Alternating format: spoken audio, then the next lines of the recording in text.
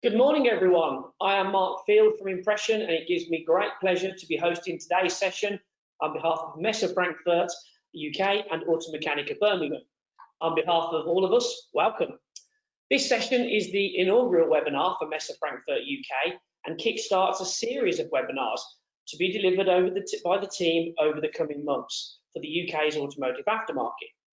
As the sector starts to adapt to what we hope will be a post-lockdown era, it is fitting that the title of today's session is A Brave New World for the Automotive Aftermarket. Before I introduce our guests, I need to cover some brief housekeeping.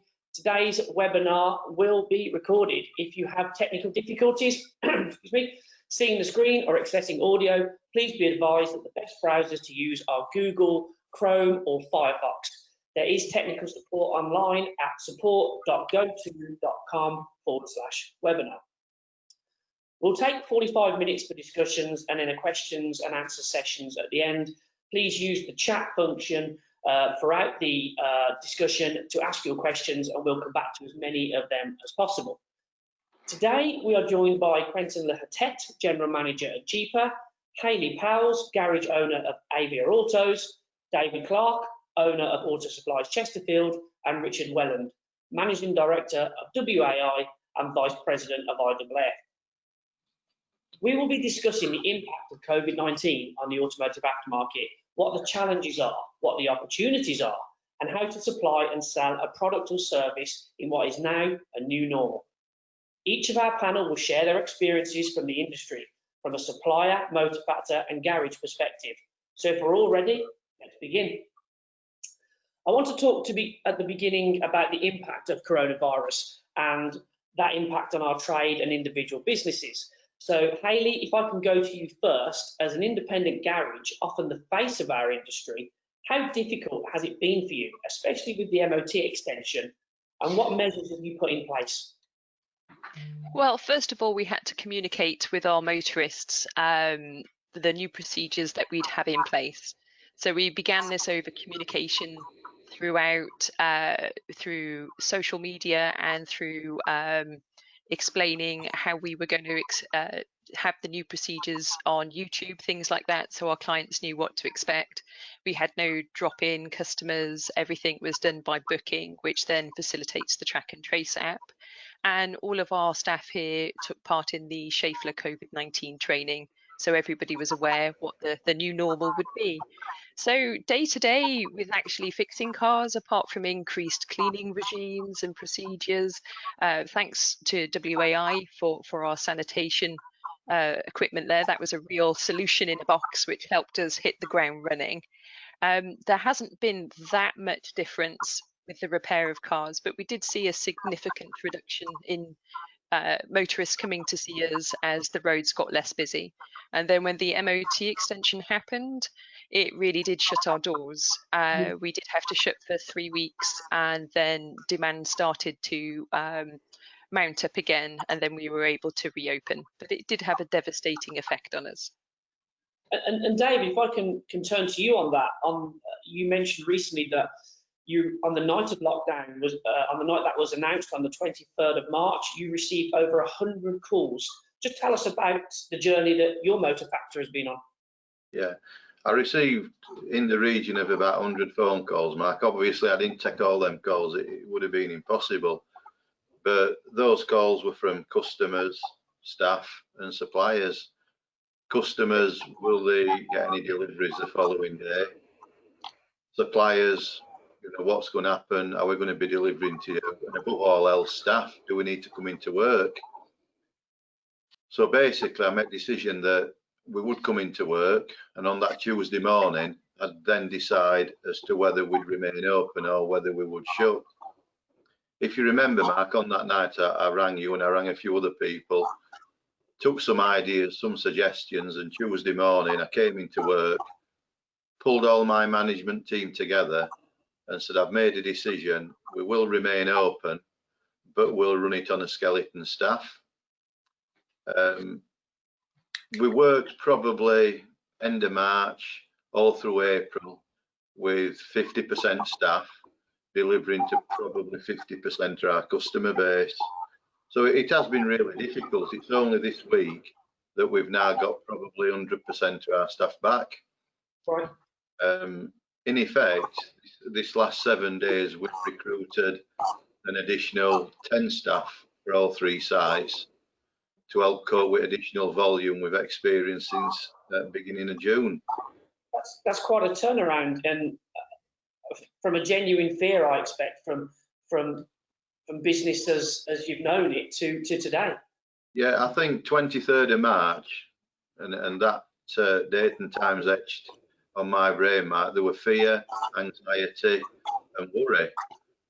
Would all my businesses continue? Would I have a job for 150 people long term? All these things I've never experienced before. And I think it would have been very easy just to close shop on Tuesday. That would have sorted a problem, would have been less of a worry. But looking at long term, my biggest fear would be that when we did return to work, a lot of my customers would have migrated.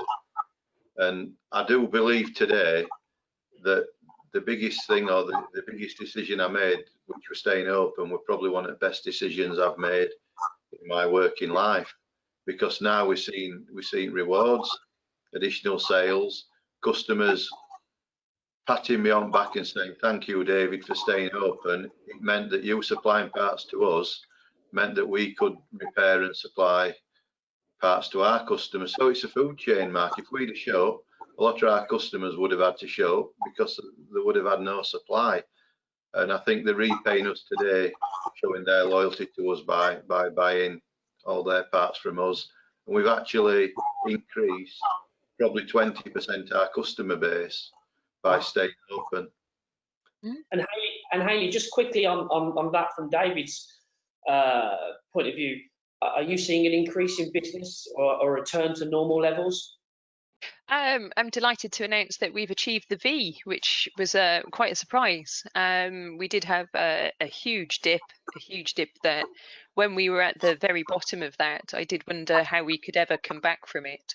But we are back at the pre-shutdown levels, but not pre-COVID levels. So it is an increase. We did see a decrease of 85% of motorists coming to see us. So it has been nice having more work come back through the doors, and I think that's been supported by there's been a few changes with how motorists are using their cars. So we're definitely seeing a change in trend of what repairs that we're seeing. And Richard, just having heard that and to follow up on that, how has the coronavirus changed the market in relation to the supply and distribution of products?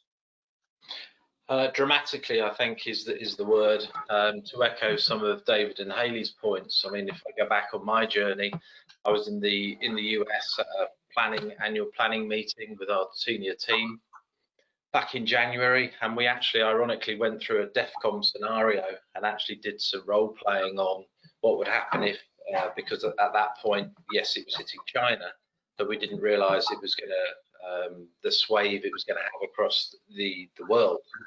So we did some interaction and some role playing, and then actually when I came back, you know, in March, I started to actually put that into practice. Really from the end of March, as a parts supplier, looking at businesses, thankfully people like David and Aria stayed open, but there were an awful lot of customers that closed the doors. And frankly, our business went to probably 5% of its normal value. That's what I was looking at for April. So there was some sort of hard decisions of staff furloughing staff, but then really looking at it and I want to stay open for the same reasons David said, which is I want to be there for our customers, albeit 5%, 10% of sales. I want to look after my staff. And ultimately, I'm here to run the business for WAI in America, and I want to make sure we have a business in the future. So it was a case of looking at what could we do, pull on our resources. We're a global supplier. So I looked at I came out and designed the car kit, which Hayley acknowledges. And it wasn't to jump on the bandwagon of, oh, well, let's just sell anything. It was to actually say, what could we do that would help businesses in our automotive industry get back up and running? And I remember one motor factory bought the kits off of me, said, this is great, I've got something to sell. Nobody wants any parts, but this is something that will help get the industry back up. So it was a extremely difficult, challenging first few weeks. Fantastic staff that remained, and they're still here now. And we've pulled the business right the way back around to almost being back on our budget. So it was a pretty much of a combination of garages getting back up and running, motor factors supporting them, and I also echo David's points that we've been commended by factors for being here. And albeit I've said, you know, we won't charge you carriage, we'll send one item out instead of 5. Whatever you need to help you get back up and running, we will help you do. And that's what we've done. We're seeing obviously business practices changing, and your diversification has brought that to the market. But also, Quinton, if I can ask you, is there data that backs this up from an industry perspective? Have we seen a big rise back? Yeah, definitely. So we created at the beginning, after the 23rd of March, we created a panel of different type of workshops, IMTs as well as franchise dealer and national chain, in order to follow up how the market is doing. And we saw at the worst moment, if we can say that, of the lockdown, we saw that 46% of workshops remained open. But overall, the activity of workshops, the workshop activity in the UK at the lowest point was minus 90%. So taking into account those who are closed, so really a bad impact, especially in April. And for the whole lockdown period, that accounts for 11% of the workshop turnover that hasn't been generated during the lockdown. Doesn't mean it won't be generated afterwards, fortunately, but this means that there was definitely that kind of V-shape that you all described. And now we can definitely see people back in business, and almost everyone has reopened. Maybe some partly staffed in order to still be able to rebuild cash flow thanks to the help of the government and the following scheme. But we can definitely see the activity bouncing back. And I guess the good news as well, looking at MOT, we can see that people are not waiting for the 1st of August, for example, or whatever the date is, to come back and get their MOT stamped, if we can say that. And that's definitely a good news, because this will help to kind of distribute more equally the kind of backlog that has been created by the MOT. And this is good that the British motorist has that kind of awareness about MOT. Otherwise, it could be a really bad, really complicated months of August and September. So I think this is definitely a good sign as well. Mm. And thank you for that, Quinton. And David, if we can talk about your business now, today, if you look at that return to normal, if not better levels, as attitudes relax towards social distancing, how difficult it is for you to maintain the focus of employees, and do you expect the way of working to be changed forever? I think certain ways of working will be changed forever, Mark. I think there'll be more social media activity. I think there'll be less visits to us from suppliers, and I think there'll be less visits from our salespeople to our customers. Actually keeping people focused when there's still 150 people working for us is pretty difficult. But what I try and do once a week is pull all management team together, run through any ideas or initiatives I want to implement, and that then gets relayed on a daily basis to all our staff. Our three places have all been brought up to speed with screens and stickers and training, and anything we've been asked to do, we've done that. But I'd have to say it's mainly auditing it and just keeping people on the toes every day. Since if we take a step back, before long people forget everything that's gone off. last thing I want is somebody coming into my workplace, infecting everybody and having to shut this place down. So on a regular basis, I walk around making sure that people are adhering to rules, and all my managers exactly the same as me. So yeah, there's going to be a lot of changes, I think, Mark. In all fairness, I think some are good changes.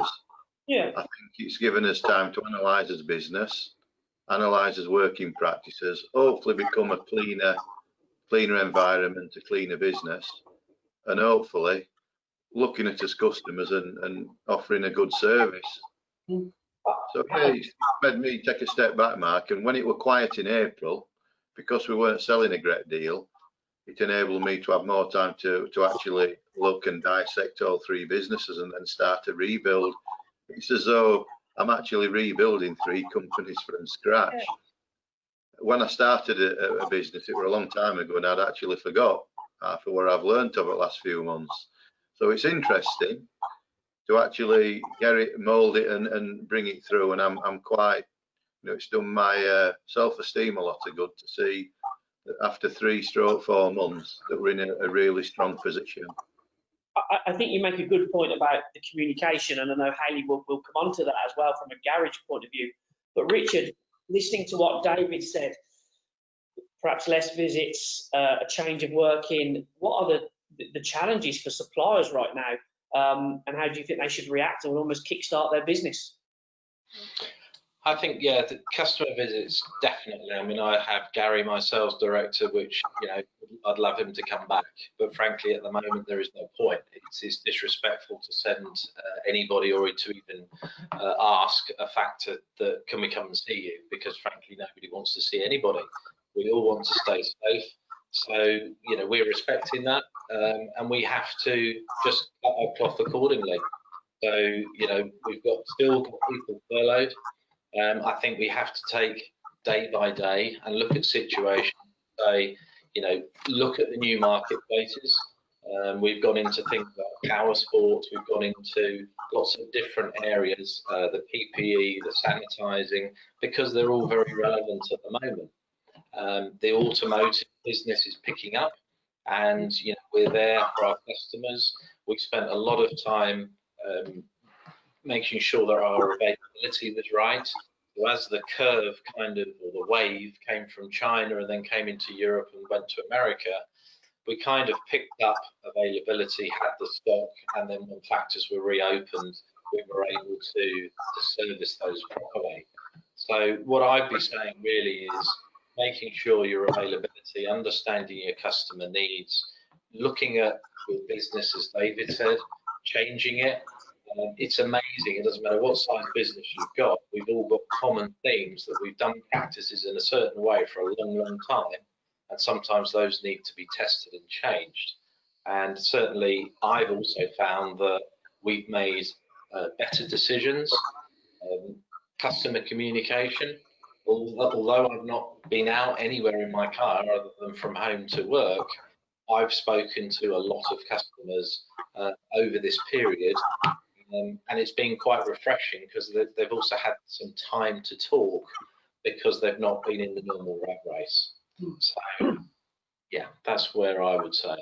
No, it's a general theme of evaluating where you are as a business. And Hayley, when dealing with members of the public, how do you manage their expectations and also their behaviour around your premises?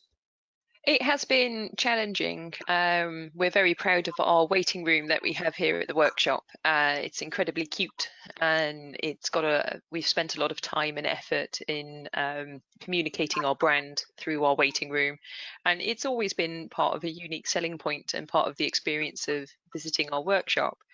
And we found very quickly that we had to shut the waiting room because although you could consider that there was perhaps an overfollowing of some advice, but people were scared and, quite rightly so. And they would be sat within the waiting room, and then the next person who came into the waiting room would perhaps not be taking the advice quite so seriously, and then this would cause tension with the person already in the waiting room, and we would be expected to referee the situation and manage the situation.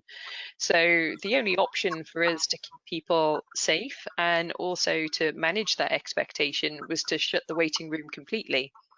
We've enjoyed really fair weather, so far we've got away with that. And most of our motorists have been quite extraordinary in how they've adapted to quite a significant change in our business model, and they've made other arrangements.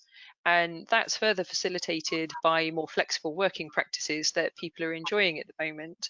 And I totally agree with the points that both David and Richard have raised, that we're going to see different working models. Different days of the week are now busier for us than what they were before, as people adjust their way of life and how they're working, and how that will then translate to how they use their car. Now, on a plus side, although in the beginning people were using their car less, like Richard said, he's not been using his personal car quite so much. We were in a situation of lockdown, and so there was no travel to be made. Now we're coming out of that lockdown, and those restrictions are being eased, and we've got a few newfound freedoms. I think the personal car is going to be the transport of choice, as people steer clear from public transport, and they're going to rely more and more on the private motor car. And even in areas where the private motor car has been discouraged from use, we're seeing uptake in final mile solutions, such as the Santander bikes, who have had their busiest rental since their launch in 2010 on a working day. And also e-scooters have now become legalized temporarily in certain areas to see if that's going to be a solution for people getting about quickly without a heavy reliance on public transport. And with the toilets still being shut, your travel is still going to be restricted to the weakest bladder in your group.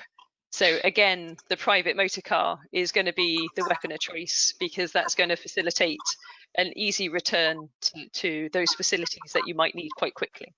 And that's a very, very, very good point. Quentin, if I can bring you in now, in terms of, you've listened to a supplier, a motor factorer, and a garage there, and the different practices they've had to put in place. Have you seen anything, not just in the UK, but across Europe, around the world, where there's different business practices, different things that have worked well, different things that haven't perhaps worked so well? I think the last point from Haley is very interesting, and I totally agree with her in terms of the fact that before COVID-19, we were in a world where we need to get rid of cars. Cars is bad for the environment. We need to do something else, and we need to do it differently. We need to share. We need to share mobility solutions and all that kind of thing, which was a good thing potentially. However, this is definitely, COVID-19 is definitely changing that sound that we could hear, that trend, and the need for personal car is actually massive for most people, because they want to feel safe and they want to be able to move from a place to another. And I think that the lockdown period has only increased that sentiment from the motorist, that they need their car, they need freedom, they need to be able to move out of home, which they haven't been able to do for the last 3 months. So I really think that we're not coming backward. That's not the word, but we are balancing out better the transition and the public opinion of the personal car. So this is really a plus for the industry, that's for sure. We can also expect that we need to balance another factor, which is the change in usage of the car. Potentially, people will try to staycation more. They might drive more within England to Wales, to Scotland, or from Scotland to England, and so on, for their vacation. So potentially we'll have some long journey, which is good. That's good for the aftermarket. We had some cars that stayed parked for potentially up to 3 months without moving. So that's good for the battery business as well. And generally speaking, that's not a bad thing for the aftermarket. We saw a very bad V shape, if we can say that, over the last few months. However, now we can definitely see some opportunities. And I think the other topic which is interesting is the fact that new car sales are not looking good in any European countries. We can expect a big decrease for the year, and that's only a good thing for the aftermarket again, because the car park is going to age. If the car park is going to age, it means more mechanical repair. More mechanical repair are generally a bit more expensive than an MOT, for example. So that's some potential business opportunity over there in volume and in value. And I think this is really the way independent garages need to think about what is now hopefully completely behind us.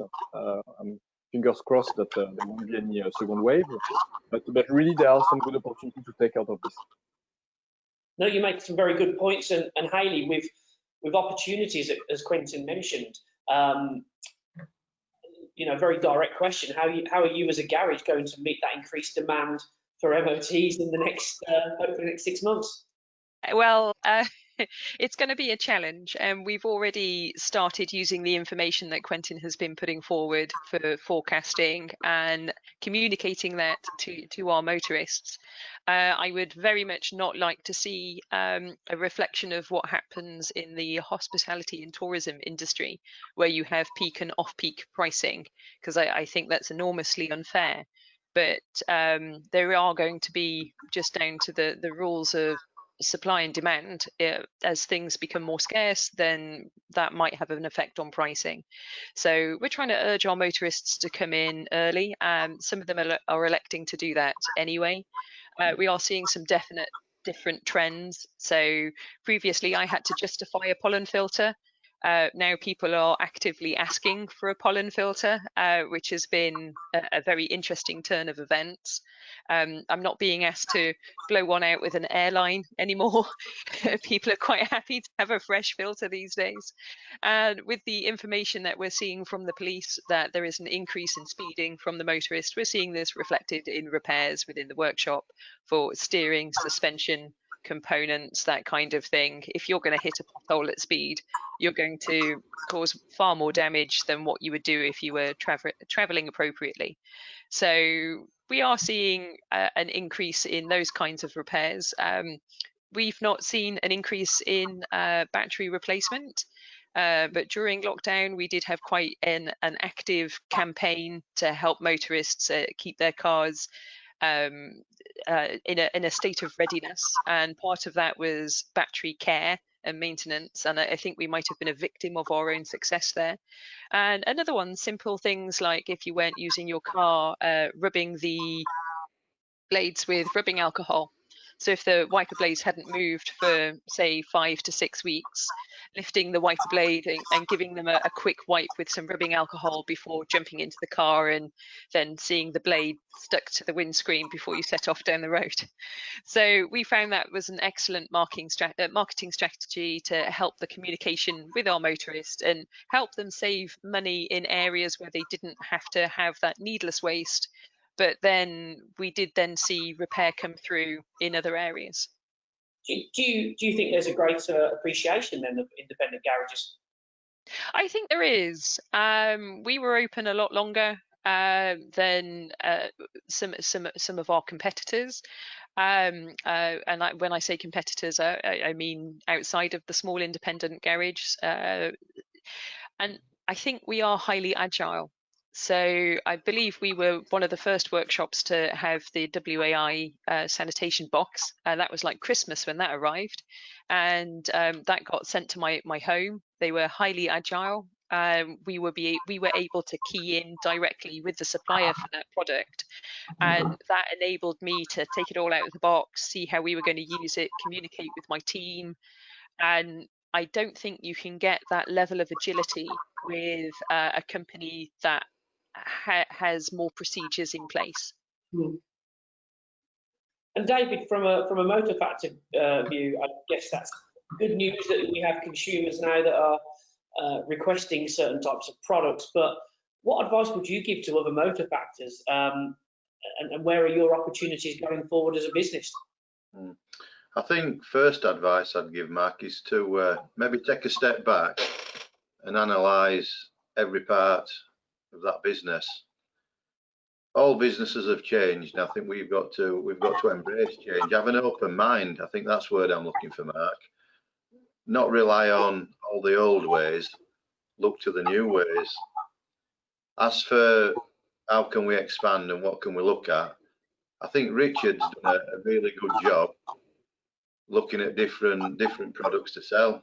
So not just selling motor car parts anymore, looking at PPE, looking at gloves, anything really. I think there's a sale to be had. I think Richard led the way. But today I get that many emails. Do I want to buy gloves? Do I want to buy screens? Do I want to buy? But I think you did a good job there, Richard. You were in front, but everybody's jumped on that bandwagon. But just to answer your question, Mark, today we'll be selling screens to our customers for their counters. Right. Yesterday we were selling them brake pads.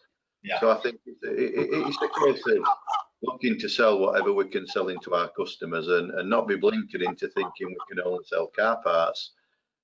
If you forget car parts for a minute, all we are as salespeople. Right. We will sell whatever our customers want. There's a big demand for PPE, there's a big demand for stickers, there's a big demand for screens. So today that's part of our remit when our salesmen go out every day, not just to look at car parts anymore, look at a complete offering. Well done, Richard, on that one. Well done. He's had a lot of praise today. And just so, Hayley, you see the diversification that a supplier and also a motor factor can make. It's a bit difficult for a garage to diversify in that area, but have you picked up new business from others, the people that would have gone elsewhere, or other types of businesses, dealerships? I think there has been diversification in how we offer our service. So we communicate digitally more rather than people turning up at the workshop, and we've had to facilitate those methods of communication. Customers have wanted to know what they would expect, and so the YouTube channel has done really well, and people have wanted to prepare themselves before coming in. So having that level of communication has been really important.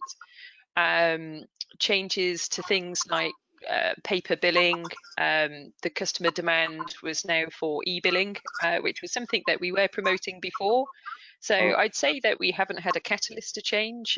We've had more of a turbocharge in things that we were trying to put in place anyway, but now the uptake has been much more positive. So you're right in that we haven't changed fundamentally what we're doing, but I would argue that David and Richard haven't fundamentally changed what they're doing. What they're doing is meeting demand and making expectation realistic and reliable. We've done exactly the same thing, really. We do more collections, and we've changed a few things within the workshop, but we're still fixing cars. Yeah, and you make the very good point. And Richard, as David said, there is, you were a great example of moving quickly and swiftly into a new area. Now, obviously, there are a lot of suppliers. Where are the opportunities for you as a business in addition to your traditional work? I think the opportunities are huge.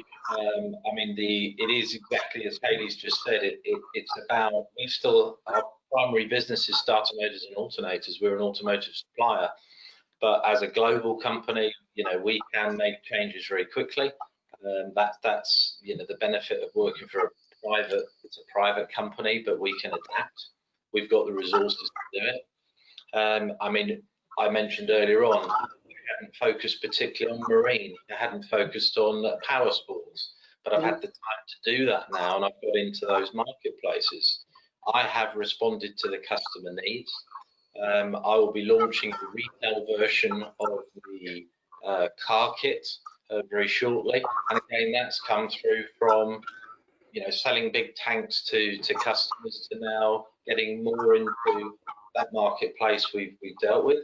Is there and it's working, but now there's the consumer that they're driving their cars more, so now they want to be able to look after their cars ongoing. So what I like doing, and I think we we will have to do as business leaders is look at our current business and say, okay, things evolve.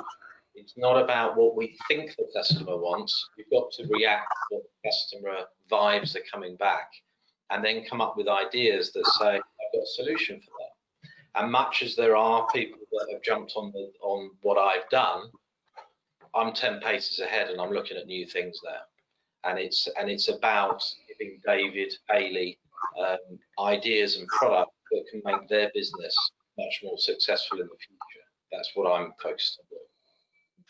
And do you think, from a supplier point of view, obviously I know motor factors are very important to you, but the garage as well, you've obviously had dialogue with garages and customers like Hayley, that's sort of closed up the supply chain a bit? Yeah, I think the holy grail is always for a supplier is to get to the garage. You know, our factory is our customer, but ultimately the consumer and the garage are where our parts are being sold. And you know, I've made a lot of effort, and we have in the US to change our branding to really hit the UK hard with WAI.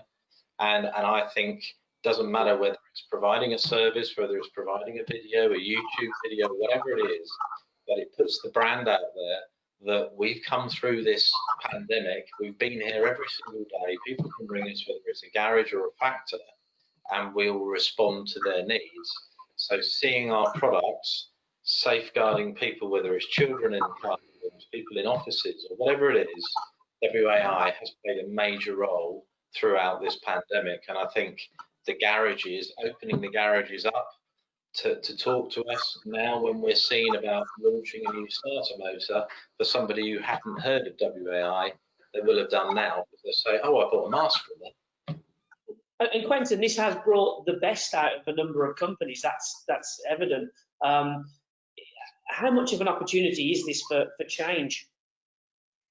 I think what we just mentioned is very interesting.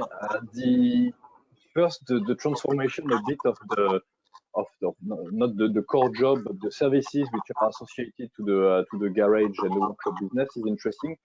We saw more digitalization. The pickup and drop-off services are something that people are interested in because they avoid them to go into the workshop.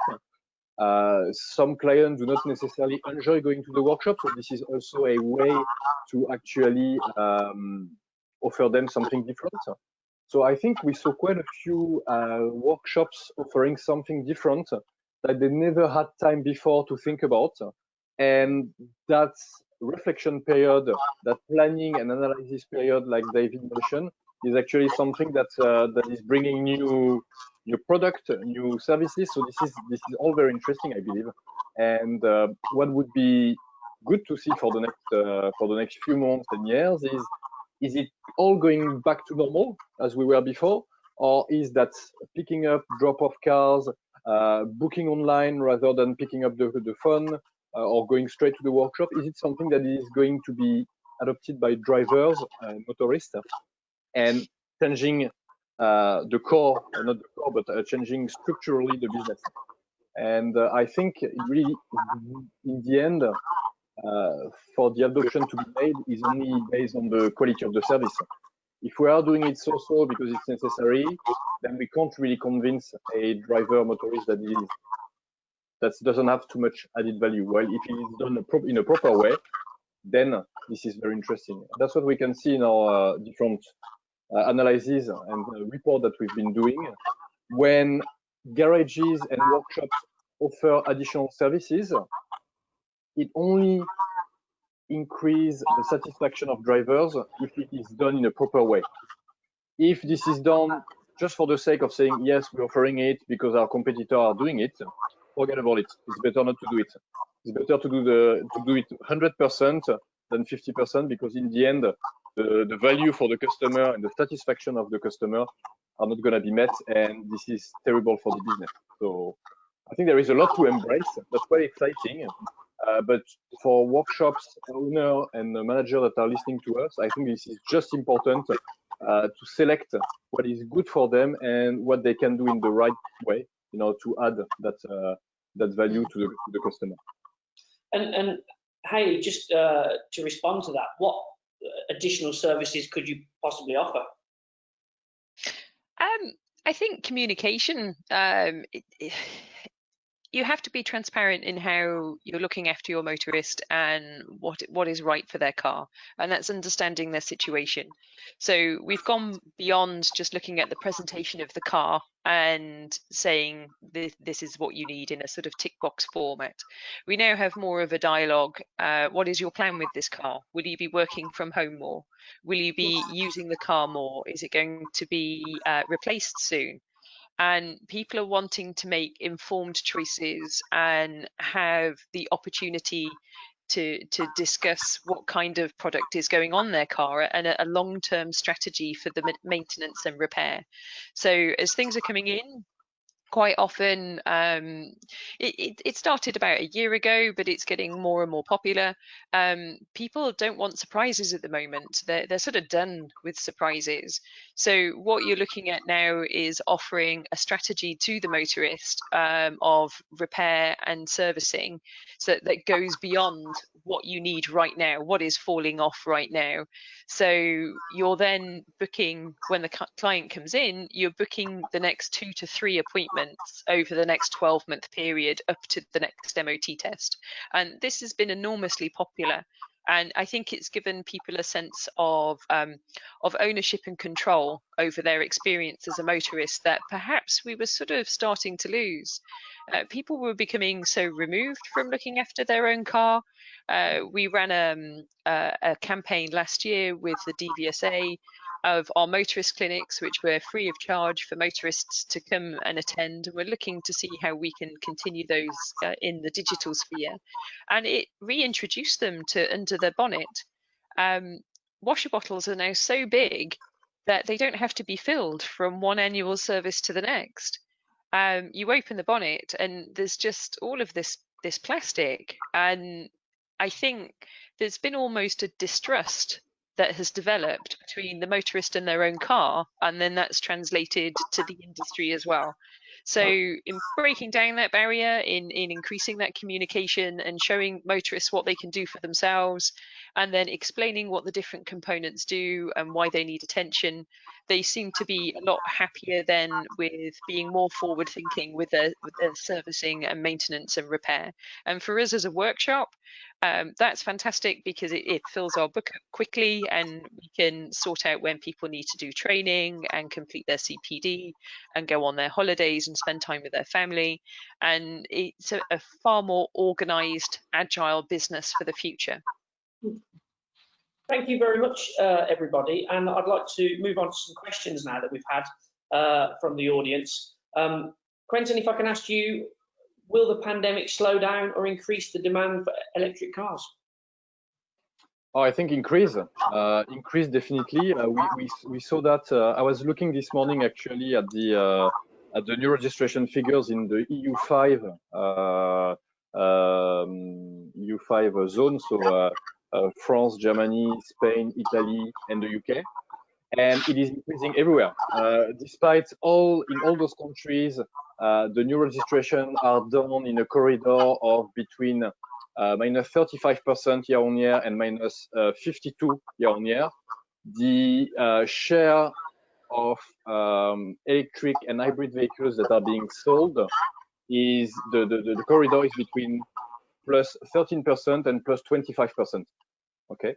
Sorry, not it's not a plus, it's actually it's the share of electric vehicles and hybrid is between 13% of all registration and 25% of all registration, meaning that everything is decreasing but that segment. Okay, and this is very, very interesting. This is definitely, this has gave a big kick, if we can say that, a kickstart for the industry, for that kind of vehicles. To give you an idea, last year, at the end of last year, roughly 9% of UK new car sales were either electric or hybrid, and at the moment, with the figures we have at the end of June, it's 22%. So no, definitely a kickstart, if we can say, or kick, not a start, but yes, no, definitely an increase. We'll look into that in the future, most definitely. Richard and David, and you can decide who goes first. We've had a number of questions here, but when we talk about the role of salespeople, and what do you think the role of that salesperson will be in the future? Will it be okay for you to be visited? Are you happy to interact remotely? Do you want me to answer first, Richard, and you can finish off? My business, probably August, September, before we see any external salespeople coming in here. So that might half answer that question. It's going to be another couple of months before I feel comfortable letting people come through my door. One of the reasons I think is that I've managed 3 to 4 months not seeing a salesperson, and it's given me a lot more time to analyse and do a different role. So I'm quite happy with that. External salespeople that I've brought back on board, their roles are going to change dramatically because there's a percentage of their customers no longer want to see them. When I actually brought that news to them, it went down like a lead balloon. I've called on that customer for many years, David. Now you're saying you don't want to see me. Unfortunately, yeah. A lot of our customers have got used to dealing with internal staff and want to carry on that model. But there's still an element of customers that do want to see an individual, that like to see a face, that want to know about new products and promotions. So I think there's still a little bit of the old, Mark, but there's a lot of the new coming in.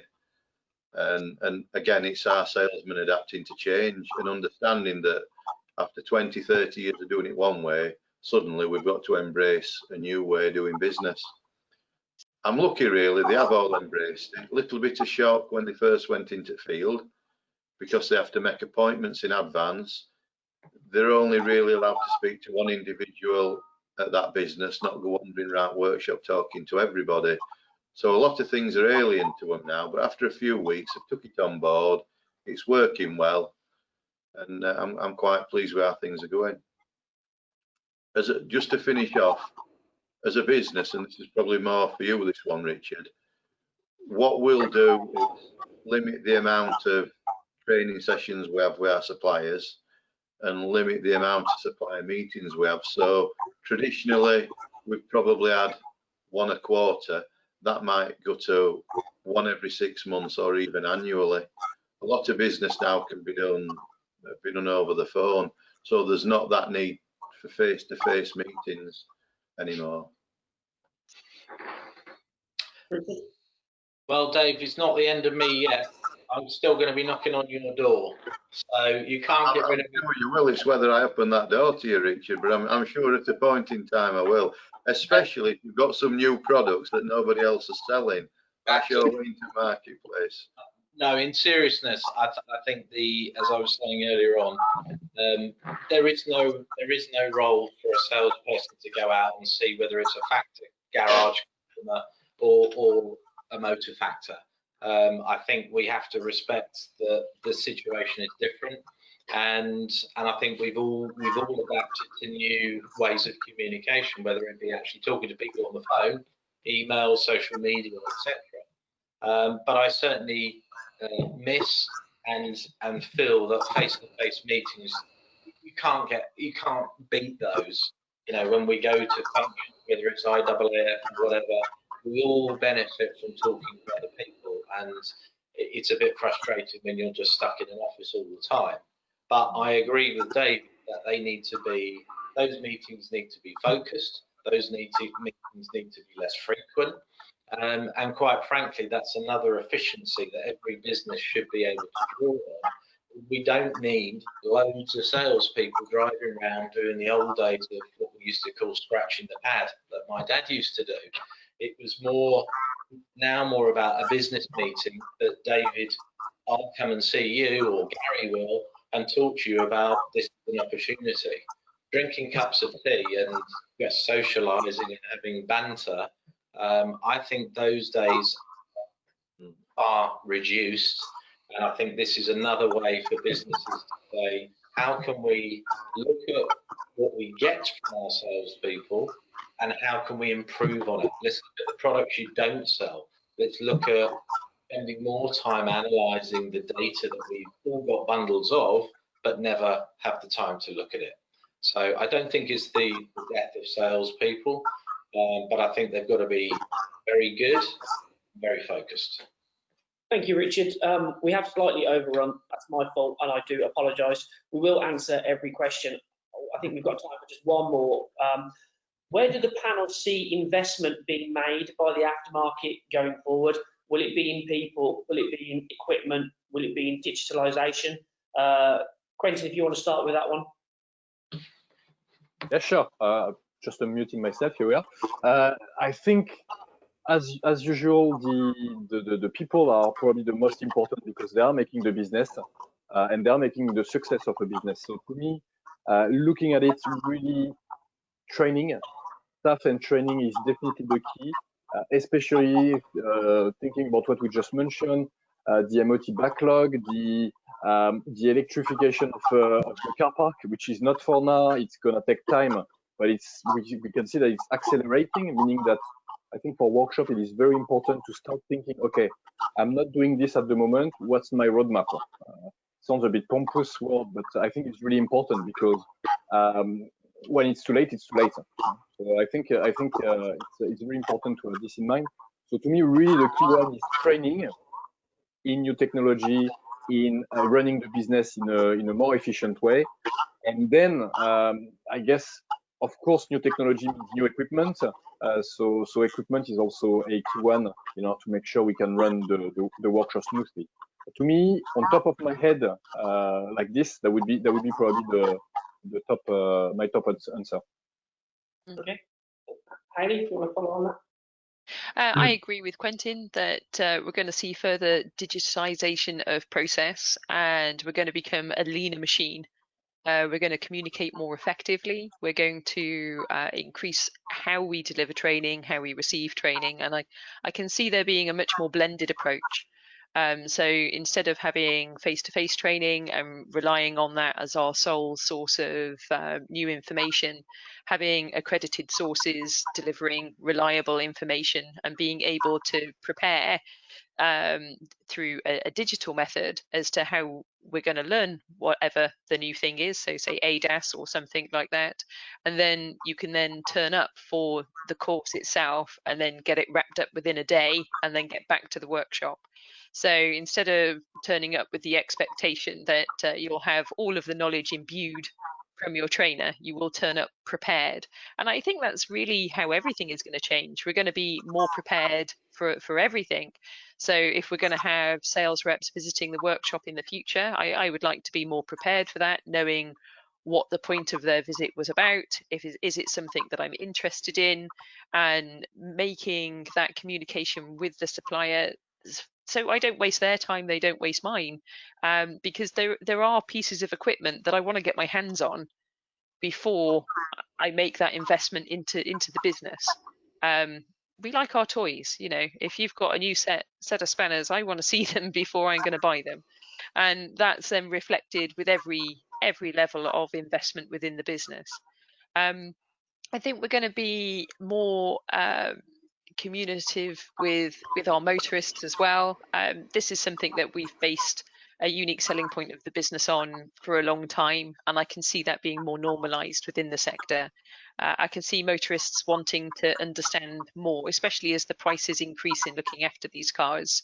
They want to know what their money is being spent on. Okay. And David, for you, areas of investment for the motor factor? I think everything that you've covered is important, Mark, but initially I'd have to say the most important thing that we're investing in has got to be people. Without people and adequate training, all these other initiatives all go nowhere. So I'd have to say people, training, new products.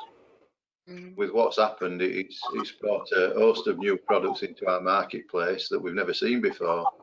I was just thinking to myself then, our biggest seller in May were toilet rolls. So, what it might be next month, month after, God only knows. So I'd have to say investment initially, people, training, products, and then IT. I think IT, the big one for us to embrace as a company. And I think over the next 2 to 3 years, it could be a good way of earning additional revenue for us. So I think everything's important. Like, it's just deciding what's the most important and managing your funding as well. We'd all like a big wish list of where we can spend a lot of money. Unfortunately, the day after we'd all go bust. So it's managing money and prioritising what's the most important thing. And Richard, is it a case of just that, a very prudent approach? I think it's all of the above, but I think we have to invest in ourselves. We have to invest in ourselves to spend the time. You know, we've all come through, which everybody on this panel has done a fantastic job, you included, Mark, not often said, but well done. And we've all come through this, and we've learned a lot. And I think we've invested time in our businesses, we've invested in our people, and we've seen how good we can actually be. We've seen that, you know, we're a really business people, and we've helped our industry. And I think other industries could learn from what the automotive industry's done. Thank you very much. And sadly, we've run out of time, so we will not be able to take any more questions, but we will answer as many as we can for our different traditional platforms.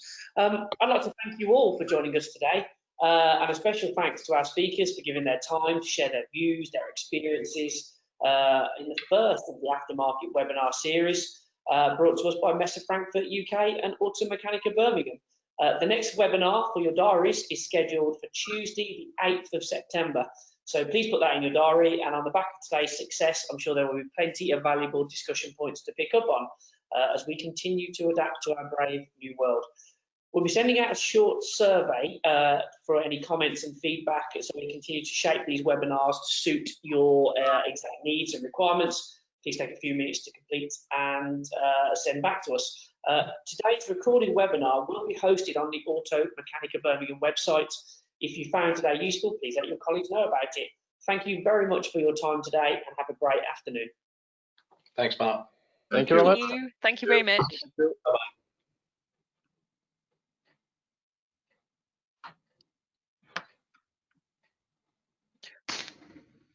Is that it? Not yet, not yet. We're off the air. We're not off the air. We're not off